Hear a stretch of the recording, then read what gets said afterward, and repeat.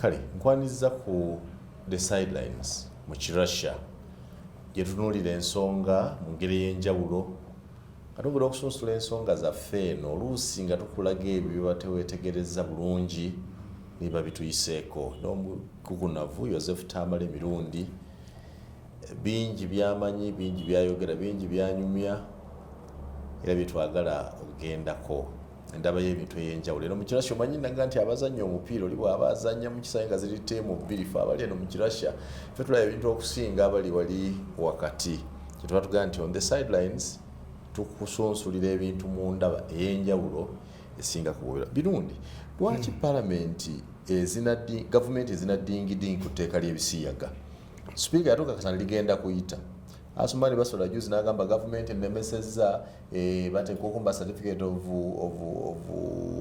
financial implication tebagimpa tugenda okutwala mu parliament nga bempya tebalabika kiki lwaki gavumenti terikiriya ku tteeka nti abantu bawano ekintu bavumbagira kivumbagire homosexuality teyatandise yesterday.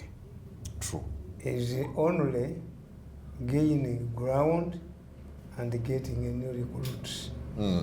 But homosexuality abaddeyo. And don't think that these Europeans wanted homosexuality. They fought it, it defeated them. Oh. Why? I remember when Bill Clinton was campaigning to become president of the United States, he declared, once I become president of the United States and the commander-in-chief, I will allow homosexuals to join the American army and the gays and the lesbians. The former army commander and equivalent of army commander, joint chief of staff, George Powell, came up and said, if it is openly declared, the homosexuals will be allowed open in the American Armed Forces, I will resign. So, Clinton went back to the drawing board and said, don't ask, don't answer. Don't ask me my sexual status, and don't answer. Senator Kerry, yamale emyaka nga 36 mu Senate ya America, Catholic, condemning homosexuality. When he challenged Bush Jr., what did Bush do? This man changed his earlier position. Ngawagira ba homosexuals. Bush went and visited the Vatican with his wife. We are fighting over 30 million Americans. Kakati, when you look at the sequence, all European parliaments have passed single-sex marriages, including Italy. Don't think that these countries wanted, but there are 4 factors that many people don't look at homosexuality. Maybe if I fight somebody, I must understand his strong points. When I went to London, I went to a shop. They have their specific shops. Shops for homosexuals and lesbians, and they have their books. They have their materials. Yes. I bought a book, purposely to understand these people. To understand homosexuality? Yes. So according to homosexuals, where they have defeated you, me if I want to fight the homosexuals, cannot defeat him. 1, a homosexual of Europe is different from a homosexual of Africa. A homosexual in Europe attributes his or her status to a distortion in her body making. A lesbian or a homosexual in America or Europe will tell you, I'm a woman or a man tucked in a man's body or a woman's body. Otherwise, I'm a mulema. This is why in America and Europe, this can be addressed by a medical process. We have seen there's a person who left over the weekend as Miss Jane and came back as Mr. John. they have sexual changes. In Europe, they can do those. They measure your genes. If your genes are male genes are dominant, mulimu na wanu mubasajja nga amabere gabunduse ayinaki. Ng'omulaba musajja naye nga bode eringa mukazi. Ne mu mizannyo babiyize. Ono omuwala we South Africa baga nti genes zonna zalina za kisajja bwaddukira mu bakazi abaleka. Kakati these Europeans, one, for them they that's say, not biological understanding. This is a sickness that must be addressed by a medical process. But for us in Africa, this is forced. Bagala kujoininga group eri, and they are exaggerated. I'm telling you, there is no African man who wants to be turned into a woman.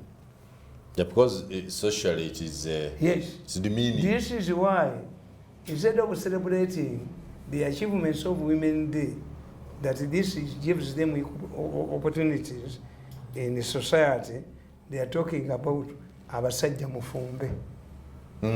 Abasajja namwe mufumbe. Humiliative. Are you going to tell a man to carry pregnancy? Not at all. Because of equal opportunities? Not at all. And many women don't appeal to this type of sentiments. Waliwo bakola research in Masaka ne bagamba abakazi mwagala babakube. The report was overwhelming. Baga yes, omusajja bw'atakubako abatakububira. Kituufu. So it is inevitable that a woman, a man to be possessive, kitegeeza an expression of what? Feminism. And what about me who does not, who has never slept any of my wives? Sure. Don't I love them? So that's one point. The moment in Europe, the approach is medical. A person says, don't blame me. I was made in such a way. And now I have got an opportunity to get medical attention. So if it was handled at that level, if in Africa we have people, organic genetic disorientation, naffe mubalongose ng'abaki nga mu Europe mubakola. It will be a different story. Kakati gwokubalwanyisa. Yes, kwangu okubeera omusajja wano, okubeera omusajja ng'olina amabeere gabundukanga ng'ekikazi mu butuufu kiswaza. But do you have the money to do the exercise? Tell them, in Africa, the situation is different. Because for you, when you realize that you're a man tagged in a woman's body, you have a solution. But in Africa, you don't have a solution. There's no solution. That's how you are created, die like that. Yes. Kakati another point. I think that's understandable. Waliwo by'olanga oyagala obbijjako ng'olaba wenna sajja abalina amabeere another strong point of homosexuals, they tell you, if sex was intended for procreation, how come that an officially married couple in a church can celebrate 50 years without a baby and they remain happy? Are you saying you are wasting time? Anti ye komo kye kugamba bye nasoma mu bitabo byabwe. When you say, for us we don't produce babies, haven't you seen marriage couples who don't get children? Can you go to court and make a petition against them that these ones have been married for 50 years, they have no child, yet they have been having sex? Kakati ne bababuuza ne bakugamba, which means sex is not only for procreation. It has other functions of enjoyment, pleasure, n'ebirala. Kakati bajja bafuna fact endala nti people tell them, if for you don't produce, whose children are you going to sodomize? Yes. Kakati bwe bakola nti baadaputinga abaana n'akulira mu sodomized society family, they get recruitment kuba batugamba. But haven't Catholic fathers lived without producing children? Anti kakati they have churches to preside over. Kakati bakugamba mu political science nti the difference between, if somebody asks you, a political leader and a religious leader, who is more powerful and influential? Omuntu asobola okuga nti a political leader. But a religious leader is more powerful and influential. This one uses force, putting you prisons, the other doesn't have. It depends on persuasion and commitment. 2, he does not produce biologically. The Kabaka to have another subject, a Muganda must produce another Muganda. Kyabazinga to have another Musoga, a Musoga must produce another Musoga. But the Pope, when he comes to Uganda, abavaayo olw'eddiini ye religious leader azaala bakuze, unlike a cultural leader or a traditional leader, bo bazaala biologically. Kakati nabana abasiyazi bwe bali tiba abasiyazi baga nti tuzaala biologically naye ffe tuzaala by adoption. Tigwe muwango ojja kuzaala abaana 10 bo babajje wano babatwale buli omu alwana. So in Europe is different. Kakati ekirala kye balina abasajja abo nti bagagga nnyo. The homosexuals are very rich people. Why? Because of the conduct of women. One of the reasons is the conduct of women. A woman, balina be bayita ba gold diggers. A woman marries you today, tomorrow you divorce, you take away the money. He wants to share everything you have. Kakati tebereza. If in America there was no divorce, ngati wali yo divorce, Bill Gates yasalawo ayawukane mukazi we bagabane sente abeere number 5 mu nsi. If it was in Africa yali musi. Chobula, I've read a story where they were alleging nti omusajja yaguze dokita ate mukazi we. It could be that they are fighting over property. Over property. Kakati omusiyazi yagamba, if it is not even spokeable to be a musiyazi, how can you divorce a musiyazi munno? So the rate of divorce among the Basias is low because men were forced to marry their fellow men to protect their wealth. But when you read their materials, a homosexual, a man who plays the role of a man, does not turn himself the following day. Nabera mukazi. A woman is a woman and a man is a man. Among homosexuals? You remain in that position. Yes, and you take the role of a woman.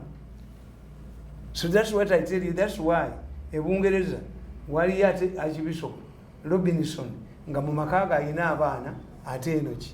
This is why in many Basiyazi now, the modern Basiyazi, asooka n'azaala abaana ends up abalina double lives ng'ate musajja mufumbo ng'ate eriye mukazi.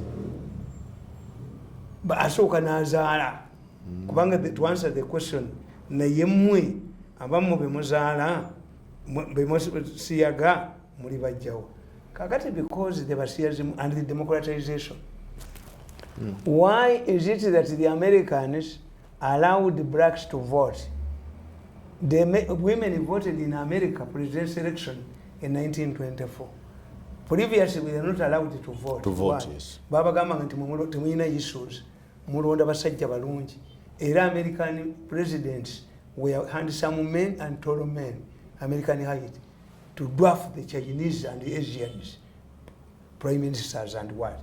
Kakati, bwe bamaze okufuna one man, one vote, during a competition, n'abasiyazi baagala obululu bwabwe. Look what Museveni during a campaign, n'abatamiivu agendayo. Ne mubasamize n'abayita. Ne mu ghetto abeerayo. N'alonda ne ba advisors be mu ghetto. Why? To undermine Bobi Wine, to get the vote of God. Kakati olw'okuba abazungu bali tebayinaawo alternative ya kubba bululu. They have to appeal to everybody. Because they need everybody to vote for them. We are going to allow abortions. Zibeere legal. Kereziya yasooka n'ekiwakanya kyagaana. Why? Even the Italian parties want votes. They want to. Who brings changes, reforms that appeal to women? Yatwala akalulu. Kakati this is how the Basiyazi have benefited. Nti mwe mulowooza ti Europe yali eyagala Abasiyazi bagiwangudde buwanguzi. These people have defeated. And 3, the moment in Europe and America becomes a right, it is your right. Kiba kiwedde. Everybody must protect it. It is the right. It's the right. Same-sex marriage. What should be the way for Uganda? Kakati the way for Uganda, yali excited. What you don't know, I told you. nti mu political science ne mu psychology tuyina kye tuyita reverse psychology. Reverse psychology means I can do something, you think that I'm helping you when I'm not. Nababuuza a sharp knife butcher gwabeere omukinjaji gyabeera nayo eyamba kisolo eba eyamba mukinjaji. A sharp knife, a Muslim asala ebisolo must have a sharp knife eyamba ki. A sharp knife eyamba kisolo kufa mangu kireme kuwulira pain. It does not help omukinjaji. Yes, kubanga Ibrahimu bwe yali agenda okusala mutabani we ekiso kyagaana ne baleeta endika kyagisala. Omusiraamu asala ebisolo alina okubeera ne sharp knife. That's a law. When Bahati brought this Basiyazi law, I told you Bahati is helping Abasiyas. You didn't know. Most of the people who are talking about Basiyazi are pro-Basiyazi, but they are using reverse psychology. Let me tell you, how many Basiyazi do we have in Uganda? Because the Basiyazi have their special liquid they use. Because the other part is naturally lubricated, but this one has, I asked these people, have you seen an upsurge of this liquid entering Uganda? Let's give you new story to tell us. Tebaliiwo Abasiyazi. Two, from culture yaffe y'Abaganda, omusiyazi tumwokya bwokya musanja. Kakati Bahati brings a law. Why do you bring a law? A law is intended to regulate. You cannot bring a law that does not intend to regulate. Anyway, yes, it must be going to serve someone. To make a law, something must have gone beyond control.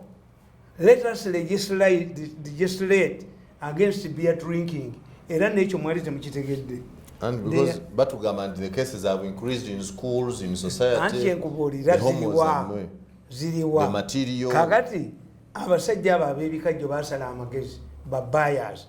Bategeera nti abasajja b'ebikajjo bano abagula akaloddo bwe bagenda okukola muwala gye bafunamu ssente nnyingi.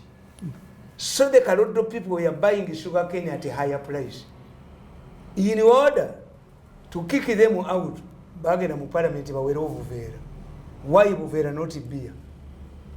Kakati gwa ordinary person. Lwacho wera container n'otawera kiki. Yes. Kirimu bategeera nti these gundi bali baba competence owakaluddo ate amazzi g'akaluddo bw'ogateeka mu musenyu gakola cement. So kaluddo, people had discovered many things from kaluddo. Kakati n'ekyo nakino bwe kiri nti Bahati was an agent of the Basiyazi. In fact, before the president assented to the bill, there was a demonstration in London. Mwenda and Fox went there and participated in the demonstration against Museveni. Why? The Basiyazi don't tell you that you will join us. They are friends of Basiyazi who are paid the money. A man will tell you, you are not like me. For you, you are a full man. But the other one tells you, I'm a man attacked in a woman's body. You know you cannot do it. You cannot do what we do. So become our advocates. So tuchitwale nti genes zino eziddira mu yanga omusajja n'amera amabeere g'ekikazi n'amera ebirevu ziza n'okukwata mu private parties zange ne mbanga nze nfiiringangwa. Abasajja abo boolaba abaana bava buto abalibeera ba home tava mu biteeteeyi ayagala nnyo ebyabakazi yeesiiga langi. There is a woman who detected her daughter in South Africa. N'alagira muganda mwenyina amurepingi nga buli kaseera mwagazisa abasajja. Ended up a lesbian. Lwaki gavumenti eramiredde okuba straightforward ku kyetteeka babanga abaliisa ne balisazamu ne badde what is the issue? We the change agents, the mass communicator like me, we are the change agents. Walaji yajja mu Uganda derived from Wajin nga banubbi be bamunywa to fight under Walaji. But the Europeans said no, this is beyond courage, bravery. Ne baleeta pathologists okuva e Bungereza. Yichi yakola n'akebera nga banywa buttermilk under the influence of a Wajin. So the government started fighting it. There was legislation. Walaji disappeared in the forest. Why? The consumption ye yalinya. Atenga bayino mukwata. Abo basirikali. Atenga omulamu sayinza kutestinga. Bamutwaliyanga amazzi mu kidomola. Oba ekidomola ekikalu. Walaji yalemerawo. So the governor went to the Mengo Lukiiko. N'abagamba help us about Walaji. Omusajja mubaka w'olukiiko n'ambuuza Walaji akola ki? Tiyatta ekibumba. Kigasa ky'okufa n'ekibumba ekiramu. Because the Walaji man didn't know that he was saving his life. Kakati approach ya Walaji yabalema. Up to today nga nerwere weeri. Kalodda abadde gundi Kasesa abadde avaawo. Many buildings policies zibadde zivaawo. Kasita olwanyisa ekintu nekikulema because of bad approach. Kakati nze nkugamba nti publicity gye muwadde ebisiyaga tebiriiwo. The other day omwana yagambye maama we, maama ffe lwaki tukutuulira ku bisiyaga ne tubiryako? Tuulira bali ebisiyaga gwe lwaki tobitugulirako n'obitufumbira? Because you have given it hype. Where are they? We hear people talking about ebisiyaga. But I even think the use of the word okuliya nakyo kikya okuliya ebisiyaga. It carries because it carries a positive connotation. Olupanka bw'oba olutaddemu ekiti okuvuga olupanka. Abaganda bakwitanga okuvuga empanka. Maybe kyandikoze because ekyokubirya okuliya is a good thing. Nti ate okuliya ebisiyaga bali be babifulazinga. Abasiyazi be bakifulazinga. Okuliya. Yes. Tikakati njagala okubuuza Muwanga. What if somebody asks you, why do you call it the Ministry of Gender? Ey'ekikula ky'abantu, not the Ministry of Equal Opportunities. Gender means what? Because ekikula ky'abantu means mulimu abasajja, mulimu abakazi, mulimu abalina byombi. We also have kakati ekyo mwakijjawa from the Basiyazi. Ministry of Gender. Yet in Parliament tunayo Equal Opportunities Commission. Tuyina ekintu tukiyita mu psychology euphuism. Euphuism means speaking nicely about a bad thing. Bamukutte, police emukutte ekiyambe mu kubuuliriza kwa ng'embooka evuga. Ng'embooka ekuvuga ku buvuzi. Bamukutte kugiyambako ate atagenda okuyamba ekimukubya embooko kya bamusambirawo nga bamutwala. That's the same thing. That's the same thing with the siyaga nti okuliya siyaga. You have made it sound nicer. Why is it not said to eat homosexual? Why is it in English clearly stated? Why do you connect it okuliya? Kubanga the other is mu Luganda kifuna mu Luzumba homosexuality, lesbianism, same sex relation something. Nti okuliya ebisiyaga okuliya kibi. Timyayino ti abasajja mu Africa tebasobola bikkiriza abasajja. Why is it one of the reasons why Mwanga killed the Basomi? Why Mwanga killed the Basomi? These pages. Mwanga was a homo. But Mwanga was not a homo by practice. Mwanga knew that if he produced his son, he would be deposed. So to deny the European successor, he conducted himself as a homo. In fact, it is rumored that the woman who produced Daudi Chwa had to dress like a man and made sure that Mwanga was drunk. So Mwanga, immediately Mwanga produced a baby. He was deposited because there was a successor. So Mwanga did it to deny. The Jews do it to deny their blood, okutambula. In Arab countries, they have what they call glory. So tukifale nti basalirwa binakkirawa wakati bamukosezza etteeka ate limulemeredde gavumenti eganyoddi wagira kati adibye nalyo ate sipiika yaga nti nditeekwa buteekwa kugenda kugoloza mikono. Nkugambye the speaker is engaged in what we call in the political science we have two terms: the politics of activity and the politics of achievement. What's the difference? Yes. achievement. You can marry your wife for 50 years when they have no baby. Ekitegeeza bonna ku activity tewali achievement. Kakati yo parliament the speaker bamugamba Kadaga yafuna ati tutumu. Kyenkugambye wali nti ye speaker teyafuna political science amubulira. These censor motions were driven. Even if there was somebody else atali Kadaga, they had nothing to do with the Kadaga's performance. Zali zekola zokka.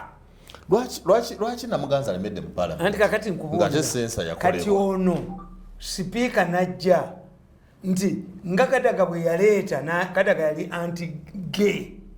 Era nga yaba yimira n'abongereramu. We shall not allow this. In Africa we cannot allow this. Naye was particular in Africa. Betulanga nga nabo mu European Interparliamentary Group nga basiyazi ba lesbians. Africa, defend Africa. Because I've told you, Africa we must have two approaches. One for Africa and another one for what? Nga mu Buwarabu. Mu Buwarabu, when you are moving in Arab countries and you say younger boy with a younger girl, they are related. They are sisters. Nabanu abalunzi bw'Entebbe bali. Sente zogenda n'Abaethiopian. Eddawala evudde mu mwannyoko yekugulira omukazi. Ekitegeeza if in Arab countries a girl gets married nga si virgin, baleeta doctor n'amukonfirming. Yalaba ku musajja, yavuga eggaali, yawalampa muti, yawalampa ngamira. If yafuna intercourse, you are the man to blame. Gwe mwannyina kuba yatambulanga naawe. Ate bw'obanga si gwe wakikola, baziyita family glory mothers. Ayina obuyinza obwokutemako omutwe. Ani olwakutemako? Omuwala? Mwennyoko. To protect the family. Kakati yobolaba nti bw'ogenda mu Arab countries obwenzi tebuliiyo. Naye omuwala bw'aba abadde akwagala nnyo asobola okukuwa emabega. On the sidelines, Joseph Tamale N'akuuma wano balikola ki? Kuba wano bwoti babanjawo. Omukutu gwaffe gwa SML. Kati nze mbagamba. Subscribe. What should be our approach? You have given it much publicity. And this is intended. And we are promoting it. And you are promoting it. You see when what is it? When you speak something for many years, for many times, it sticks. If every of us goes to, we start walking naked, it will become normal. It will become normal. Kakati bachijeko stigma. You're right. I agree with you. Kakati mu Africa bamala chijako stigma. Kiyingiddwa mu malisi y'abakazi. Nti a woman can say, nti sinjagenda wa mukazi nga yanobye. Omukazi nga yakukyaye yinza okugamba yagala kunsolo. In fact, n'ekibadde ekyekive okukyogera kongotana kyogera katukireeta openly ne tukyogerako whether we are speaking for or against it, we can open the discussion. Why is it that any obscenity which is not in your language, you don't feel it? Many people can shout at you, Komanyoko, but this is you cannot say it in obscenity. Ate you atiku sikulanga ogamba mbu ne banniyako ne banniyako efe mu lusoga ekigambo ekyo kiba kizito okunya is okay. Okunya is okay. Okunya is something of the behind. When tulina proverb, abazibu balina proverb, okatera mandanti ngini yeseza akayoka liba kalijo. When you beat up a medicine man, n'omunyesa mu ngoyi, naye ye bwakuloka ate gwo kakati fe tulaba nze bankuba ne banfuyisanga mukka. Naye ate kakati bomba pamiza mu mpale. Kakati ekyo kyogamba police language. Tukita police language. Yes. Kakati ekisiya kamukijeyo. Nze nabagamba nti why is it that the Vatican is moving cautiously about Bisiaka? Bakubakereziyo gimalawo. They infiltrated the Catholic Church. True. In the 30s. Kakati gundi. Imagine in the 30s. Yeah. And we are speaking about seminary. Kakati Clinton at Nepopo Johnny Po, but take a pressure ku Israel to create a two-state gund system. Nabaparasay. Abayidaya bakubekerezia mu America. Tugambe nti basali bakiyetisse takimanyi. Takimanyi. Basali balukuti ati manyi. Ani yakimutisse. Era namugambi basalirwa. Nabadde njogera ne mbagamba tiffe mu Baganda bali bagenda kubuko. Oli ne bamugiramu enyama gye yali atudde ne bateekamu amazzi. bagendanga bamuyimbira kitwala amazi ku bukoddomi bwe ne mugamba basalirwa bamuyimbira kitwala amazi bamutisa amazi basalirwa bamutisa amazi. First of all, no, they tricked him into money, and basalirwa was not honest. They said the earlier law, existing law, had passed without a column and had been challenged by court nga teyina column. Koza abalamuzi nabo badduka baligendako ebweru ovuma omusiyazi oyinza okugendako ebweru kakati abalamuzi baalikomyawo ekitegeeza zonna sente zabaki zabasiyazi ezikola kakati bwe balikomyawo. What normally happens, normally Museveni akolaki? Museveni ayina paragraph ezimu zaakaana. Why did he pass it wholesale? Era I remember Museveni saying, let me sign this. When you date those Europeans that go and eat your mother's something, yes. Nay, Yalimugezi, Yari, the West Cape Rule. Bamaro Kuriola, Yari Punga Bajumutes, Nagisura, Yacheka Mukoti, Naika, you get Mukoti, the Adamuganti Kakati Banu, Abachi Comezao, Archbishop Kazimba, Mufti Mubajje. Why?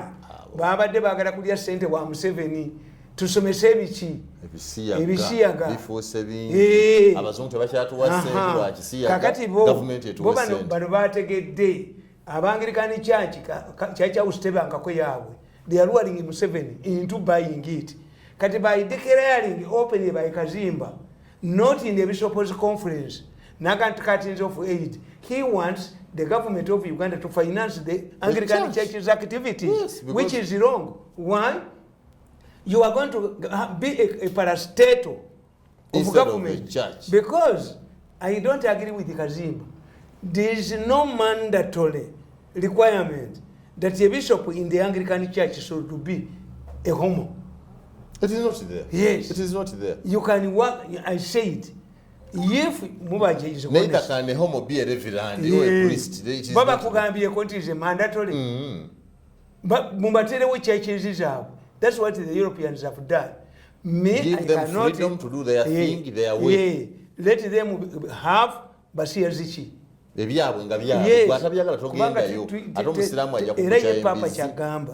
These people need prayers. They have not denounced the Catholic Church. They are not saying that we are forming a new church. They are but it is only their weaknesses.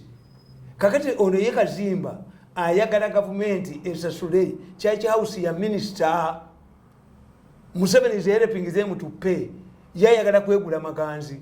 Kakati nono gundi ono Mubajje yali amaze okula Museveni musendeza organizing elections of Islam. How can you get money from kubanga abawala kutebamuwa sente? The Arabs are no longer competing over Ugandan Muslims. With the demise of Gaddafi, Saudi Arabia sayinam. Kati ekyokusatu. The fundamental difference between Christianity and Islam is the role status of Jesus. Yesu mwana wa Katonda basi mwana wa Katonda. Abasiramu bakugamba teggulu n'ensi lyagala okweyuzaamu Katonda anyiiga nnyo buli lwogera nti Yesu mwana wa Katonda. Why? Nti kiba kitegeeza yatonda ebitone bye n'akyegombamu n'akizaalamu omwana. Katonda atonda nga Adamu. Katonda atonda nga Adamu yali talina nnyina ne kitaawe. Katonda agakiba ne kiba. Kitegeeza kisoboka okubaawo nga tolina nnyo tolina kitaawe. Kakati why should Mubajje join Kazimba? Join where they have fundamental doctrinal disagreement. When Kazimba cannot sit with their fellow bishops, abatanaba kumugambako. Kazimba ayagala kuleeta Anglican Church. Government etugisasuliye ku musolo. Yet Kazimba Mugalu alabisenga ate yasinze mu babishopu kuba omugumu ennyo okulemera ku nsonga. Anti ayagala agambe nti abazungu batumye sente because of our stand. Kati government yeyimirire okulwa. Yes. But once who pays the paper controls the tune, you are going to become the anti-baba bajita Church of Uganda. Kati gwe jifuule parastatal. business ya government, kitongole kya government. They will send you auditors. And are we the non-Anglicans going to agree? No. The sentence of we can adapt to this. No more bayinza obbawa ne Anglicans church and mu Singapore mu Singapore you fund yes, financial institutions. They cut your salary ne bagiwaki edini yo. Ebasalako ku musala gwo ne bawe. But the government audits this money. Tebajja kubifuula by'emmengo. They must kakati oyina okitegeera nti Kazimba ne Mubajje bayina selfish interests ebagoba. Babala kirala fe tuli ku kirala namwe muli ku kirala kati to respond ku ba Kazimba speaker panics, everybody panics, bano abasiyazi baba kwenye publicity enungi nti mubayina bangi. In fact, you are going to get numerous cases because you want to normalize something. As I said, Obote bwe yali tannafa yagamba Kajoba yadi reporter wa the people wa UPC naye gundi yamukuba Otafiire yamugamba yamwewelera sente mu Land Bank ate n'atazisasula. Kakati what happened? Ne bamu exposing. Ne Alia Obote yali agambye Kajoba, whenever you meet Museveni, force him to talk about me and UPC. Era bibuuzo byamubuuzanga. But Obote was better. We are better than you. We did this and this. You cannot compare me to UPC government. You cannot compare me to Obote's government. Yengo Obote amugambye provoke Museveni to talk about two things. Era Museveni bamutegeye kirala. Your Excellency, what's your comment about Musisi? Oh, I wish I had 100 Musisis. Nga population be bakimuteka. One which means whatever Musisi is doing in Kampala, you are part and the part. You are part. You appreciate and endorse. Mu 2011 besi yatuwangula n'obulwe 14,500 mu Kampala. Mu 2016 besi yenatukubye emitwalo 17 obwa besi obwa Pubwente bwogera. Abo bwasuka. Ani kyenkubulira ekibuuzo kyali eki kyebateganga ani. Kakati everybody is talking about Bisiyaga. Everybody is talking about Bisiyaga. Kakati n'abakazi bajjeyo malisi. Nawulidde bagamba nti waliwo ekiri ku gundi. Ndisibigobera sina time. Ndisimanyi wano oba yigeme nabeeta. Ndi mukazi wa mugambi nti ndebye ne gundi nti poliisi yabibuulizaako dda. Kati ne malisi eyingiddemu. Why? Nabagantu, we must do two things. One, let us get experts, medical experts, on the impact of homosexuality. First one and normal. Those two cases. Yes, because how do we prove rape and defilement? The medical examination. Yes, in the case of rape, defilement is clear. Rape, forceful penetration, a struggle during and the examination will show whether you are penetrated willingly or forcefully. And the semen. That's why you cannot base. That's what I was saying. Ndio musango gwa besi gwalete ku standing. Ero omulamuzi ono gwawo we chairman we electoral commission tavumanga for this. And see ya kuli mu DPP. Ye wabira besi. Did you see besi raising? How do you bring a rape case after all of those years? Banabye bakoze ekida buli kimu. Kakati na wano kyetuyina okukola. One, now that we have known to even the other part is invaded, let us get medical experts to tell us that. Nabagamba nti nzagoberera abasajja before the commissioning of a building in Buddu Secondary School, Budde King's College, by both the First Lady and Kazimba. A few days before the commissioning, a story appeared accusing Buddu of homosexuality. Imagine. I said, what's the purpose? The homosexuals are telling you, our money is there, we have money there. Area speaker agamba investigating what? Nemba gamba too. Now that we have also known, because for me when I give you solutions, now that we have known that the other party is also invaded, but fortunately the one is replicated, the other is not. It is easier to know. Omwana ono omulezi nemba gamba subject to the same treatment, the same medical checkups, you're subject to girls. When they are raped and defiled, subject the same test. What do you call her? No. nabaga nti mudire essomero ly'Ebuddo King's College nga mufunye allegation ate investigating what no mudire abaana mubakebere bring a team of medical doctors but it could be that we don't have an expert on homosexuality. It could be kakati bwe muba mulwana on the sidelines mu Kirasha Joseph Tamale Mirundi ensonga y'ekisaganozo kitegedde erimu abakibalanga nabo tebakitegeera gati waliwo abeetisse ettuli obubi nga yeetissa amazzi 90%. It is a commercial thing for some people. 90% of those who appear to be condemning homosexuality are supporting homosexuality. Ekyo kiwedde tukikomye